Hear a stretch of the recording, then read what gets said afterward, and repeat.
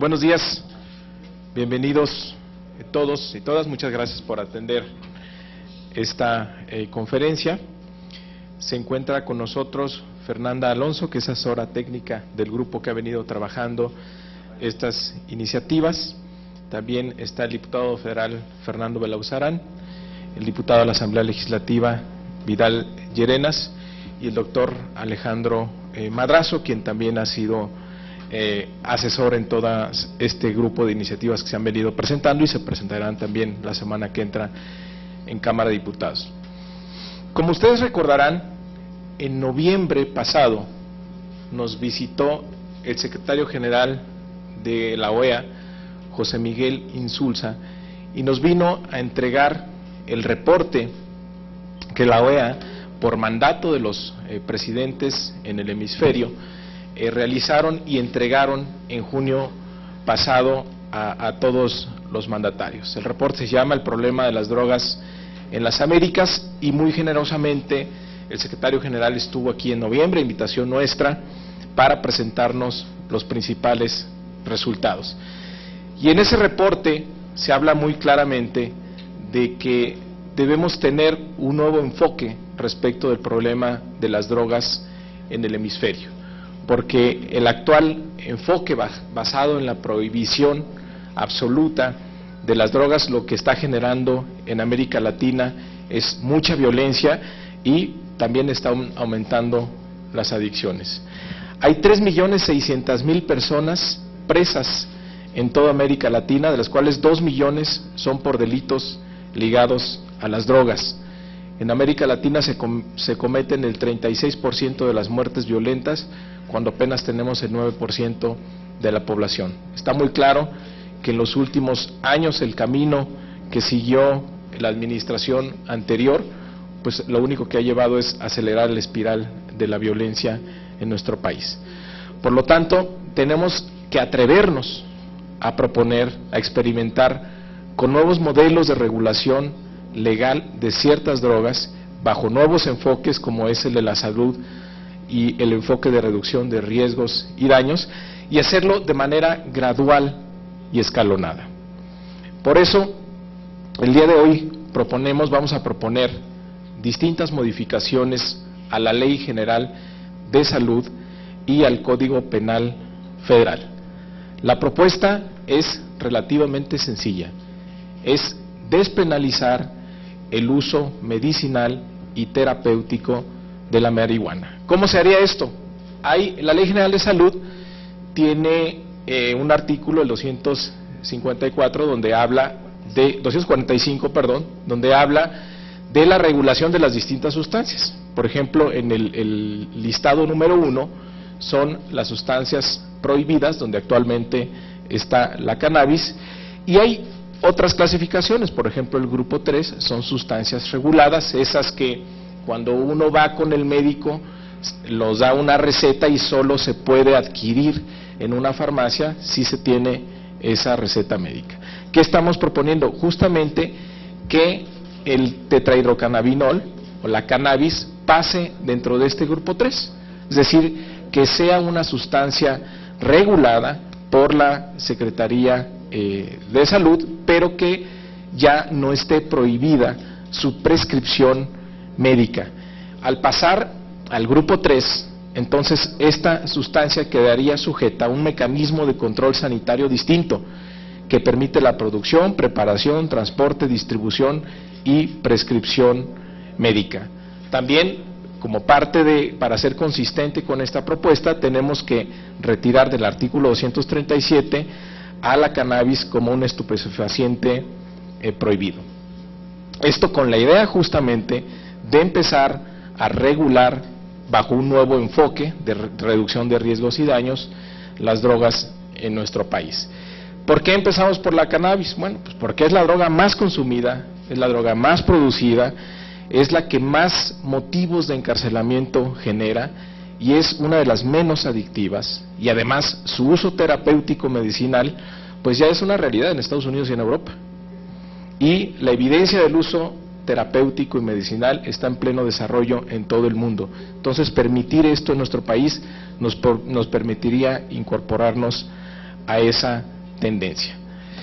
Creo que lo peor que podemos hacer es no hacer nada, pensar que si seguimos haciendo lo mismo vamos a tener resultados distintos. Cada vez incrementamos más el presupuesto destinado o asociado al combate a las drogas con pocos resultados, y además donde destinamos muy pocos recursos a prevención. Y en la medida que existan bienes y servicios que estén prohibidos, pues inevitablemente se va a generar un mercado ilícito, un mercado ilegal, como actualmente existe, donde las reglas lo ponen los delincuentes. Y el único método de expansión que hay para este negocio, pues es el uso de la violencia. Entonces, estamos proponiendo un enfoque totalmente distinto. También queremos cambiar, para ser consecuentes con esto, la tabla donde se permite la tenencia para consumo personal, incrementar de 5 a 30 gramos. Como ustedes saben, en 2009 se introdujo este cambio donde el Ministerio Público no enjuiciará al consumidor por la posesión no autorizada de sustancias en cantidades que se consideren adecuadas para su uso personal, aunque el consumidor puede ser arrestado y puesto en prisión preventiva. Nosotros estamos proponiendo la despenalización para uso médico y terapéutico. También el cambio al Código Penal es para hacer concurrente la tarea de el cultivo, es decir, que las entidades federativas puedan intervenir en control sanitario, pero también en cultivo, porque incluso si evaluamos la política de drogas solo como una política criminal, es incompleto el modelo que actualmente existe, porque no deja las entidades federativas que participen en el tema del cultivo. Esto porque con esto conectamos con la propuesta que se ha hecho a nivel local para que pueda haber espacios adecuados y seguros para el provisionamiento, porque con esto podría la autoridad local regular el cultivo y por tanto pues terminar con el problema de saber de dónde llega la droga en estos espacios seguros que se está proponiendo en la ciudad. Y también conecta en la parte local para que el IAPA, en la propuesta que se ha hecho, tenga la opción de determinar que esta tolerancia que se está proponiendo permitir en la ciudad sea con uso médico y terapéutico. De tal manera que son propuestas independientes, pero que están conectadas, y lo que nosotros estamos proponiendo es de carácter nacional, federal, que legalicemos o despenalicemos el uso de la marihuana en el tema medicinal y terapéutico. Esa es básicamente la propuesta. Le voy a pasar la palabra al doctor Alejandro Madrazo, que dará detalles más específicos respecto de la iniciativa que vamos a presentar el día de hoy. Bueno, muchas gracias.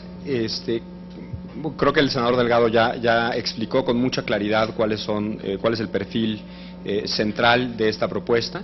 Esta es, en términos generales, la misma propuesta que se mencionó la semana pasada cuando se presentó la iniciativa a nivel local, pero aquí lo que se está enfatizando, que tal vez no fue suficientemente retomado en la discusión pública, es la dimensión federal y la dimensión médica. Entonces, para decirlo muy claramente, esta iniciativa a nivel federal está simultáneamente complementando a la iniciativa local en la medida en la que está proponiendo se otorgue a las entidades federativas las facultades que la Asamblea Legislativa pediría de aprobarse la iniciativa presentada la semana pasada. Esto es, facultades con relación al cultivo, al control sanitario, la derogación del delito de prescripción como uno de los delitos contra la salud y la modificación de las tablas, de los montos establecidos en las tablas.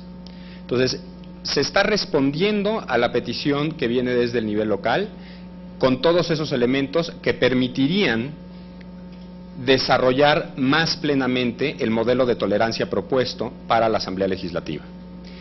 Y simultáneamente se está introduciendo un modelo distinto pero complementario para el nivel federal.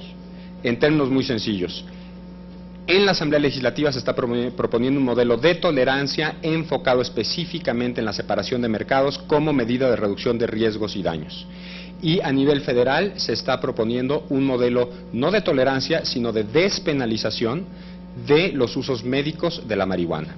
Entonces, mientras la iniciativa que se mencionó la semana pasada es a nivel local, es de tolerancia y no especifica los fines para los cuales debe ser destinada la marihuana, aunque se pueden especificar en la normatividad secundaria que emite el IAPA. A nivel federal, en contraste, no es una iniciativa a nivel local, sino es nacional, no es un modelo de tolerancia, sino de despenalización propiamente, y no es genérico, sino específico para los fines médicos. Quiero señalar y subrayar que este modelo propuesto a nivel federal no depende de ni es condición para que opere el nivel local y tampoco contradice el régimen internacional. Los tratados internacionales son muy claros en señalar que tienen un doble propósito. Por una parte, restringir y eliminar el uso problemático, pero por otra parte, garantizar el suministro de estupefacientes con fines médicos y científicos. México no ha cumplido con ninguno de los dos mandatos, pero ha intentado cumplir solo con el mandato de restringir el abasto de usos problemáticos y no tiene un marco jurídico que permita cumplir con el segundo mandato de las convenciones internacionales, que es garantizar el abastecimiento para usos médicos y científicos de los estupefacientes.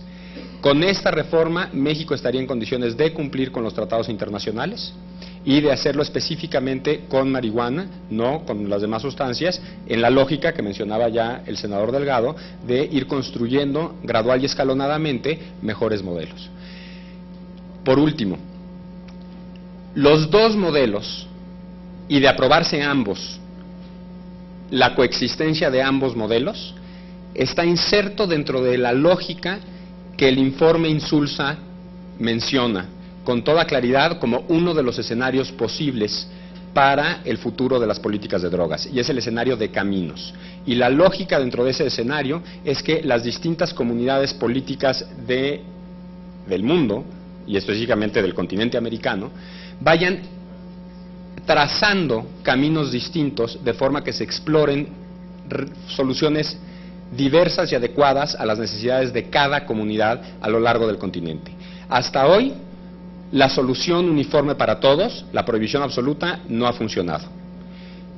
Esta iniciativa y sobre todo su conjunción con la de la Asamblea Legislativa, lo que permiten es precisamente transitar esos caminos diferentes, pero complementarios, con miras, y creo que es muy importante señalarlo, con miras a la revisión a la que México convocó de los tratados internacionales en el 2016, que habrá una sesión extraordinaria de las Naciones Unidas para revisar los tratados en materia de drogas. México convocó, pidió que se convocara a esa asamblea extraordinaria, y si México llega con las manos vacías después de varios años, va a ser pues una posición un poco inconsistente, pedir una revisión sin explorar alternativas. Lo ideal sería que se exploraran ambas alternativas simultáneamente para poder llegar con más información sobre cuál o cuáles pueden ser las mejores prácticas para construir un nuevo régimen internacional en materia de drogas. Hasta ahí lo dejaría por el momento, senador. Sí. Muchas gracias, doctor. Le damos la bienvenida a la diputada Estela Damián. Muchas gracias, Estela, por estar aquí. ¿Quién sigue, Fer? Sí. Gracias. Primero que nada, agradecer al senador Mario Delgado su hospitalidad. La verdad es que es un privilegio hacer equipo con él y con los diputados locales, con el doctor Madrazo, etcétera. Se hizo un trabajo muy importante, coordinado, y para mí es un privilegio y un honor pertenecer a él. Varias cosas. Una de ellas es que hoy presentamos aquí la iniciativa en el Senado, el próximo martes la estaremos presentando en la Cámara de Diputados. Son iniciativas complementarias a otras que ya he presentado en su momento y por supuesto la voy a impulsar con mucho entusiasmo, y creo y más bien no creo, estoy seguro que me acompañarán diputados de otros grupos parlamentarios también para presentarla el próximo martes. Este jueves hay una reunión del grupo de trabajo que está haciendo el foro en la Cámara de Diputados. Este jueves ya se planteará un programa para el foro que se llevará a cabo en este semestre del año y que fue convocado o aprobado por la Junta de Coordinación Política. Esto será el jueves en la mañana, a las 10 de la mañana en la Cámara de Diputados. Quisiera decir que quiero celebrar el discurso de Roberto Campa, que efectivamente se abre al debate. Ya lo había hecho el presidente Enrique Peña Nieto y le hemos dicho que le tomamos la palabra. Este es el momento para el debate y sí leí apertura de parte del subsecretario Roberto Campa. Bienvenido, vamos a entrarle a esta discusión fundamental. Un punto clave va a ser que se reconozcan las propiedades médicas y terapéuticas de la marihuana. La verdad es que ya negarlas es tener una posición oscurantista y prejuiciosa, porque la ciencia y la experiencia médica han demostrado estas propiedades. Para que estados como el de Nueva York hayan aprobado la marihuana médica tuvieron que pasar pruebas muy rigurosas, protocolos muy rigurosos, investigaciones, y hayan dado resultados.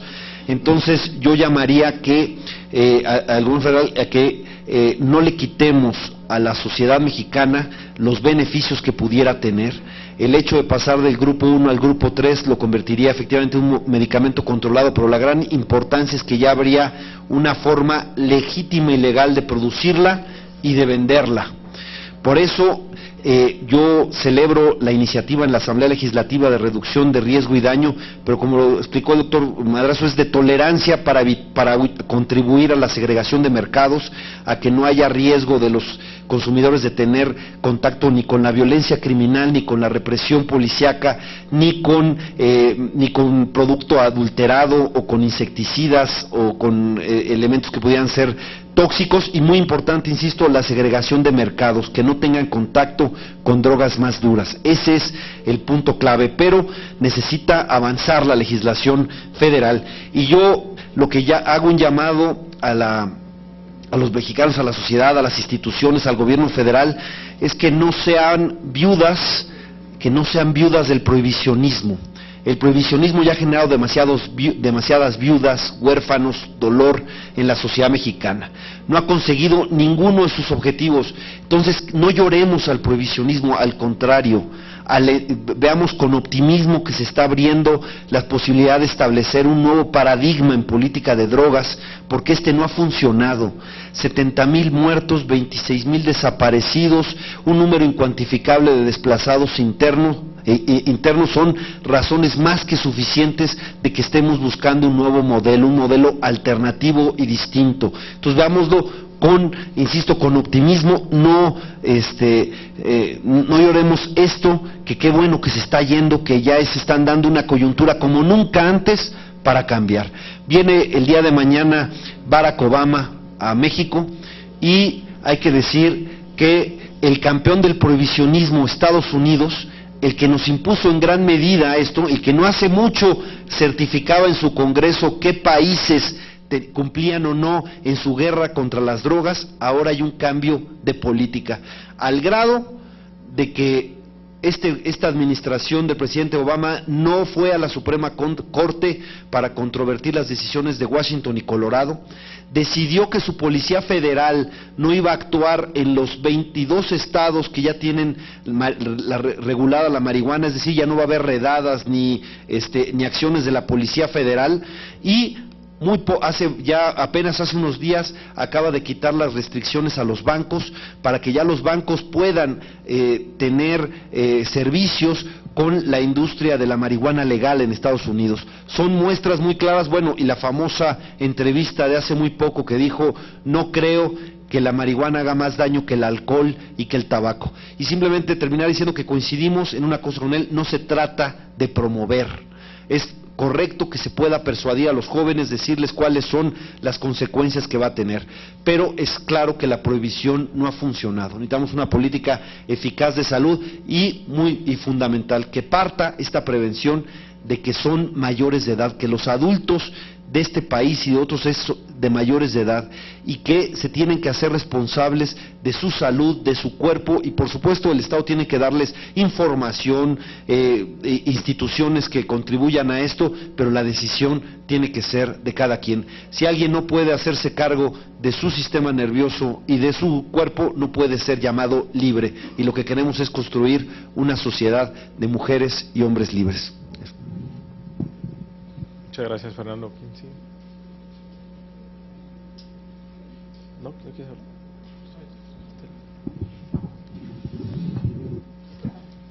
Hola, buenos días a todos. Me da mucho gusto estar acompañando hoy a mi compañero Mario Delgado. Solamente señalar que desde la óptica de estas iniciativas, tanto en lo local como el federal, tiene una columna vertebral, y esta columna vertebral se llama salud. Esta columna vertebral tiene que ver con 3 ejes fundamentales que he aprendido en este trayecto de los aproximadamente 7 meses que nos tardó el proceso en tener una iniciativa que se presentara tanto en Cámara de Diputados, Cámara de Senadores y en la Asamblea Legislativa. Hablar en primer lugar de que está diseñada desde una óptica de una política de reducción de riesgos y daños, de que este tema fundamentalmente lo que busca es reducir justamente este tema que tiene que ver con asuntos muy sensibles, y que en primer lugar lo que señala es que las personas que son consumidoras sí tengan condiciones para hacerlo con la menor característica de un riesgo y de un daño. Otro de los aspectos fundamentales es descriminalizar el uso personal de las drogas.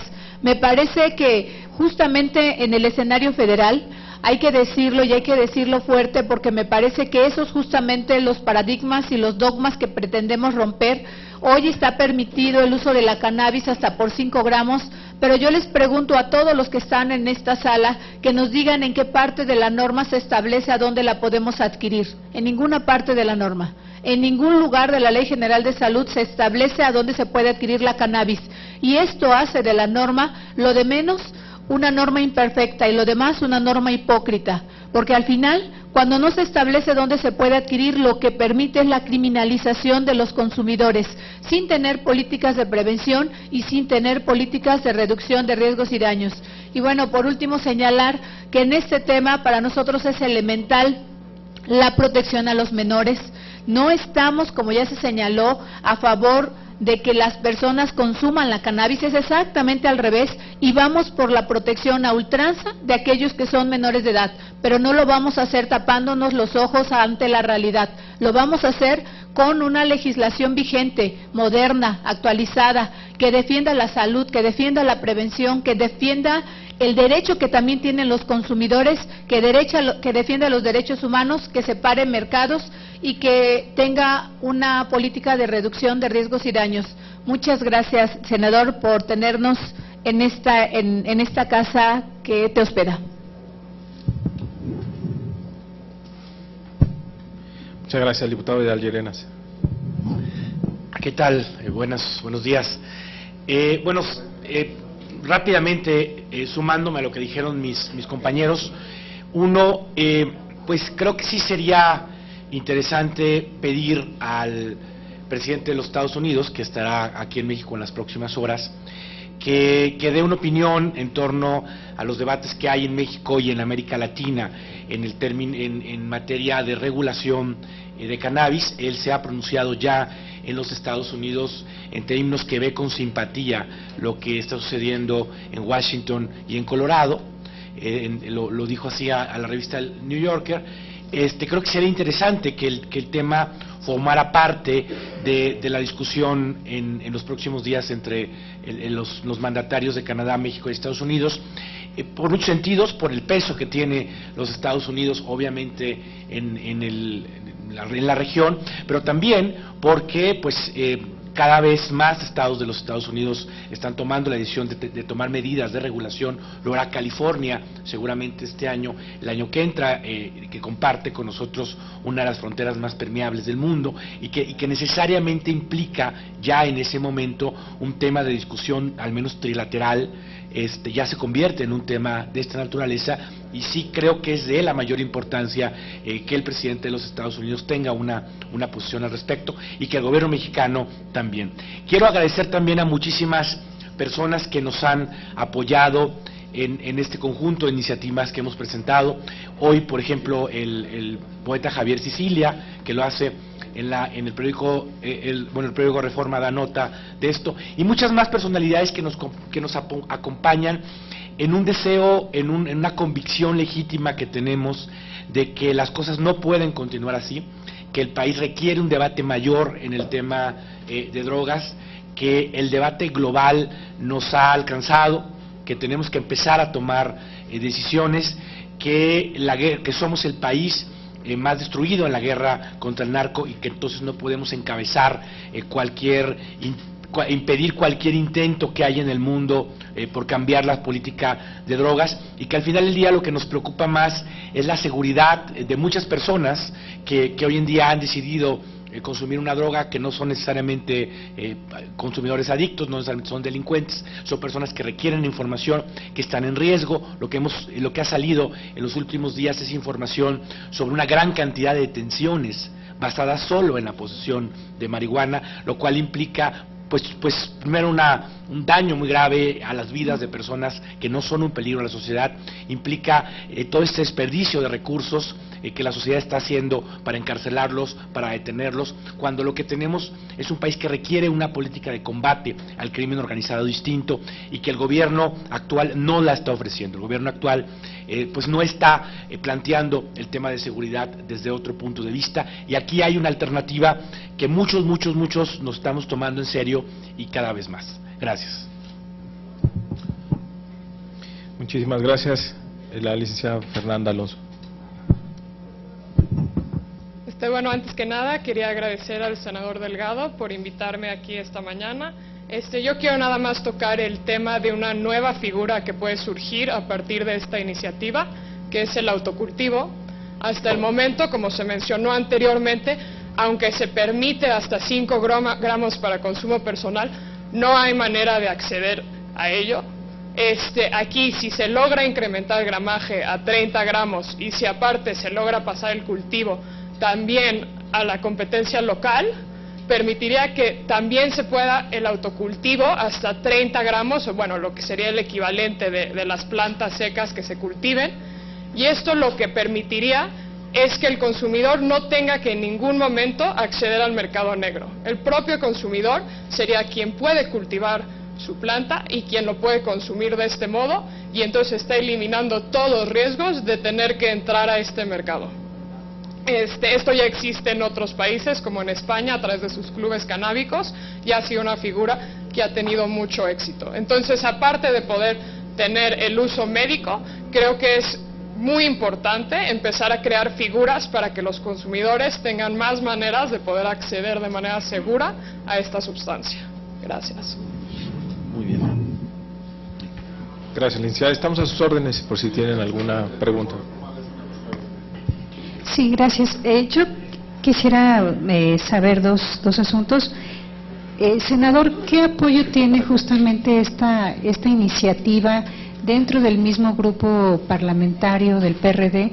Y se lo pregunto por lo que ha pasado en la Asamblea Legislativa, que no todos los diputados de esta misma fracción apoyan lo que se presentó a nivel local. Y decía que se va a presentar, pero entiendo que no es el día de hoy, o cuándo se presentaría esta ante el Pleno del Senado. Muchas gracias. Respecto a lo primero, bueno, estamos circulándola no solo con legisladores de mi partido, también de los otros partidos, que te diría que ha despertado mucho interés y en algunos simpatía de que cuando menos estemos discutiendo el tema. Esa fue la invitación a que nos hizo José Miguel Insulza en su visita al Senado, pues que abramos el debate en nuestro país, que discutamos el tema. Por eso estamos poniendo en la mesa una propuesta, una alternativa, una iniciativa que responde justamente a ese llamado y también al llamado que hizo el presidente Peña de que discutamos estos asuntos lo mismo que el jefe de gobierno de la Ciudad de México. Entonces, bueno, ahí hay una propuesta, no es, digamos, necesitamos poner algo en la mesa para que pues se vea que vamos en serio en este tema. Entonces, se publica mañana en la Gaceta, justamente porque estoy en espera de recibir comentarios o observaciones de algunos otros senadores que quieran firmar la iniciativa, y como tú sabes, el procedimiento aquí en el Senado es que hay un listado de iniciativas. Yo estimo que se pueda presentar el mismo jueves o el martes, pero sería una cuestión de trámite. Lo que hoy les vamos a distribuir es digamos, el centro principal de la propuesta. Entonces, estamos buscando el apoyo también de otros senadores, de grupos parlamentarios. Sabemos que es un tema difícil, pero la gran ganancia, ¿saben cuál es? Que estamos aquí discutiendo este tema. ¿Qué tal, legisladores? Un par de preguntas sobre esto, sobre el vínculo que hay entre la iniciativa que presentaron en la Asamblea y esta. ¿Qué tan factible es que pueda avanzar en la Asamblea Legislativa, por ejemplo, sin que avance a nivel federal? Es decir, se corre el riesgo de que pueda ser aprobada en la Asamblea y el Ejecutivo vaya a la Suprema Corte, presente algún recurso para tratar de detenerlo, como pasó, por ejemplo, con el aborto en años anteriores. Y la segunda, después de que se presente esta iniciativa, sobre todo la reforma a la Ley General de Salud, en caso de que llegara a aprobarse a nivel federal, ¿implicaría que se tienen que crear leyes aparte, por ejemplo, para los autocultivos? O sea, ¿este es un primer paso a la que le seguirán otras iniciativas? Si me permite responder a los aspectos técnicos, técnico-jurídicos, tanto de la legislación como de la posibilidad de una controversia. Las iniciativas están diseñadas de tal forma que pueden caminar una sin que camine la otra. Se complementan pero no dependen la una de la otra. El régimen de tolerancia que se propone a nivel local en la Asamblea Legislativa puede transitar sin que se apruebe una modificación a la legislación federal con el modelo de legalización propiamente de marihuana médica. El único punto donde sí dependerían uno del otro es precisamente en el autocultivo. O sea, el autocultivo no está propuesto en el modelo de legalización, o sea, no se está legalizando el autocultivo, pero al transferir facultades sobre cultivo a la Asamblea Legislativa, el cultivo podría entrar dentro del régimen de tolerancia, dentro del modelo de tolerancia. Entonces, la única figura que necesita de ambos para ocurrir, o sea, de ambas aprobaciones para tener lugar, es el autocultivo. Todo lo demás, el modelo de tolerancia, es independiente del modelo de legalización. En cuanto a leyes secundarias, no realmente en el modelo de legalización, y me estoy refiriendo solo a la parte federal, porque lo que está haciendo es aprovechando el régimen que ya existe para la fracción tercera del artículo 245. O sea, se está moviendo a la cannabis de una fracción a otra. Seguramente tendrá que haber, o más bien, tendrán que haber normas de otra índole, reglamentarias, normas oficiales, etcétera, para poder normar todos los aspectos técnicos ya más precisos. Pero en términos de legislación no hace falta, porque no estamos creando un régimen nuevo, sino que estamos aprovechando el régimen ya existente para psicotrópicos que hoy están permitidos para usos médicos en el país y conforme a la Ley General de Salud. Sobre la posibilidad de una controversia constitucional, yo sí quiero señalar dos importantes diferencias con leyes anteriores y esta. La primera es que creo que tenemos un gobierno federal con mucho menos, ¿cómo plantearlo?, inversión ideológica en ciertos temas. O sea, el caso, por ejemplo, de matrimonios entre personas del mismo sexo, creo que era evidente a todo abogado que no había una invasión de esferas de competencia en absoluto. Lo mismo con aborto. Y sin embargo, el gobierno federal, durante la administración anterior, decidió lanzarse, creo yo, por razones ideológicas. Lo que provocó fue que una política local se elevara a nivel nacional, se resolviera conforme a derechos fundamentales, se presentara precedentes a nivel de la Suprema Corte de Justicia, y hoy lo que vemos es una expansión de los matrimonios entre personas del mismo sexo en otros estados por la vía judicial, que es resultado directo de la impugnación del gobierno federal de la legislación local del Distrito Federal. O sea, si no hubiera habido esa impugnación, no se habrían establecido los precedentes en la Suprema Corte que hoy están dando pie para que se legalicen, el más reciente, el caso de Guanajuato, los matrimonios entre personas del mismo sexo. Entonces, en ese sentido, al movimiento por la igualdad de género y de orientación sexual, el gobierno federal le hizo un enorme favor al nacionalizar una política local. Yo te diría que en este caso, primero, no tenemos un gobierno que tenga un sesgo ideológico tan fuerte en estos temas como sí lo tenía el gobierno anterior en temas como matrimonios entre personas del mismo sexo y interrupción legal del embarazo. Y segundo, está muy bien cuidada la construcción de las dos iniciativas para que no se invadan las esferas de competencia. Precisamente por eso viene bifurcada, con una parte federal y una parte local. Entonces, inclusive de presentarse, suponiendo que la ideología pesara más y se presentase una controversia constitucional, creo que estaríamos en condiciones de que sobreviviera la iniciativa local de la misma forma que lo hicieron interrupción del embarazo y matrimonios entre personas del mismo sexo.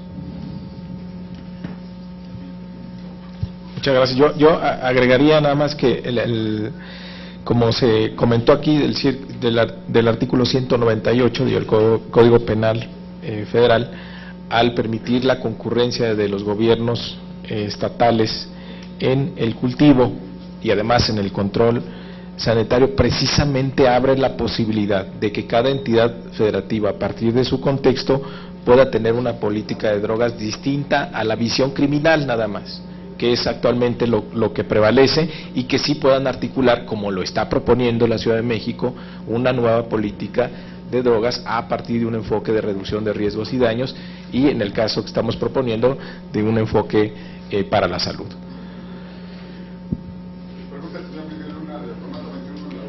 Senador Mario Delgado, preguntarle, ayer el presidente de la Asamblea Legislativa planteaba la posibilidad de realizar una consulta respecto a estos temas.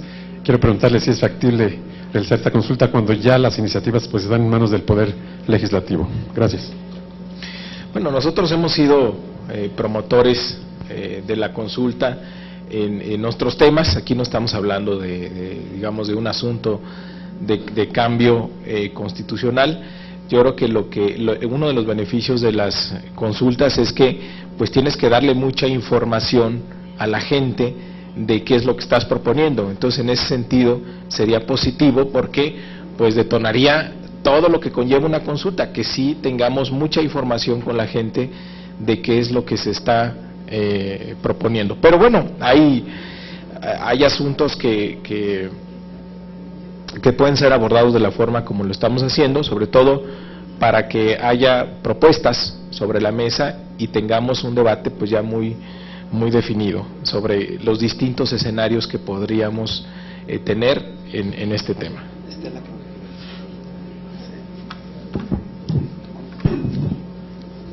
Sobre la misma pregunta, solamente señalar que celebramos los resultados publicados el día de ayer por el Universal, justo hablando de temas de encuesta, en donde a 5 días de un debate, el 70% de los capitalinos señalan que están a favor del tema del uso terapéutico de la cannabis.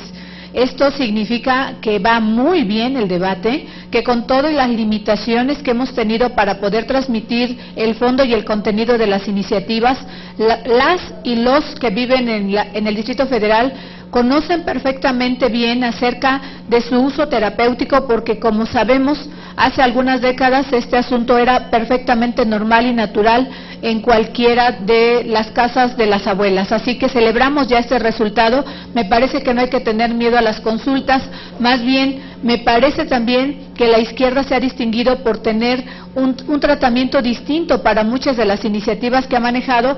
Nosotros acompañamos esta propuesta sabiendo que el tema de las minorías no se someten a consulta, Sabiendo también este tema, me parece que con un resultado tan alentador como el de ayer, hay que celebrar ya los resultados. En este tema, como en el de la reforma energética, que me pregunten.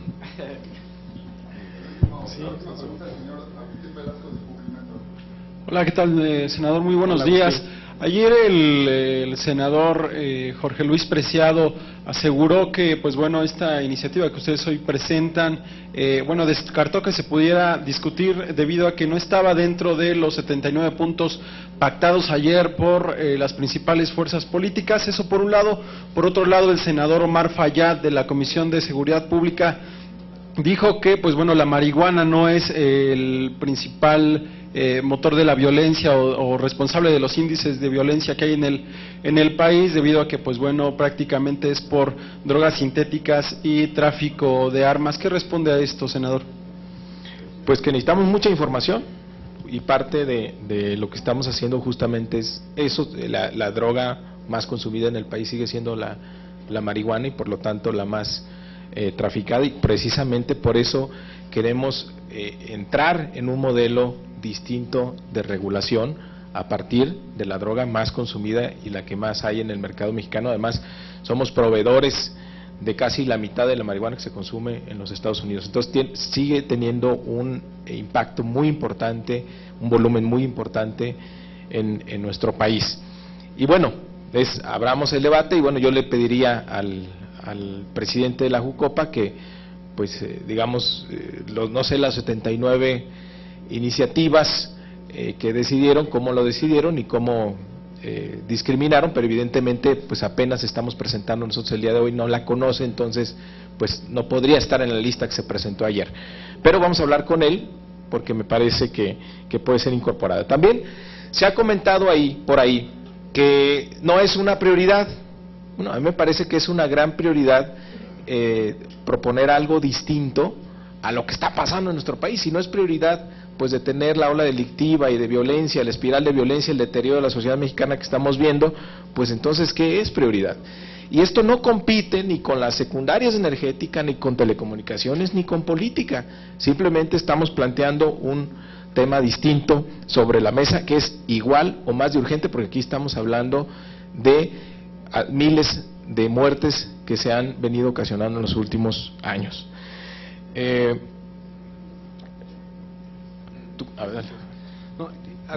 Yo sí quisiera hacer una precisión, y me encantaría conocer cuáles son los indicadores que utiliza el senador para afirmar que la marihuana no es un problema.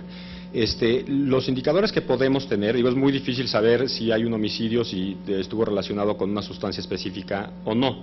Los indicadores que sí tenemos son los siguientes: consumidores, y con mucho la marihuana es la droga ilícita más consumida en este país. Tráfico a Estados Unidos, es la droga más traficada a Estados Unidos. Cultivo, es la droga más cultivada en el territorio nacional. Y lo que te diría es, hay un tipo de violencia que sí podemos conocer con bastante precisión, que es la violencia legítima del Estado, o sea, el aparato del Estado desplegado para reprimir este fenómeno. Y ahí, sin lugar a duda, la marihuana es la que ocupa la mayor parte de recursos, tanto a nivel federal como a nivel local. En los últimos días, a raíz de la discusión que se ha generado, escuchamos al secretario de Seguridad Pública local del Distrito Federal decir que el 85% de los detenidos en el Distrito Federal son por marihuana, o sea, de los detenidos por posesión de drogas son por marihuana. Si nos vamos a nivel federal, que es en donde hasta ahora se perseguía a los delitos contra la salud, vemos que el 60% de la población carcelaria federal sentenciada está por delitos contra la salud, o sea, por drogas. De esos, el 38% está por posesión, simple y sencillamente.